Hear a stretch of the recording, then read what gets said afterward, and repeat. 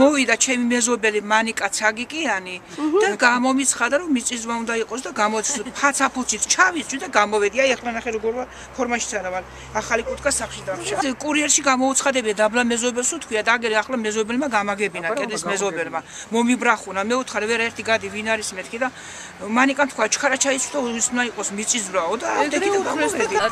დაახლოებით იყო 3 საათი, როდესაც მომივიდა SMS შეტყობინება ტელეფონზე, რომ დამეტოვებინა ბინა, რათა იყო მოსალოდნელი 9 ბალიანი მიწისძვრა, მაგრამ შემთხვევაში არ დავიჯერეს ინფორმაცია და არ დამიტოვებია, არავით არ გამოსულა გარეთ.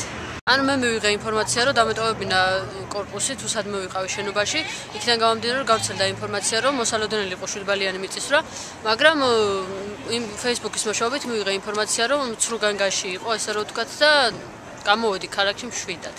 დღეს ლექციების სვლელობის დროს ჯგუფში გაირკვა, რომ მოსალოდნელი იყო მიწისძვრა. ახალციხეში ამის გამო ჩვენ დავტოვეთ აუდიტორია და გავედით გარეთ. რამ გამოიწვია და ქუჩაში მოვდიოდი და გავიგე ხალხში, ამდენი ხალხი რომ არის გამოსული, ვიკითხე რა ხდებაო და მითხრეს რომ მიწისძვრა მოსალოდნელი და ჩავარდით პანიკაში, ახლა ბუნებრივი.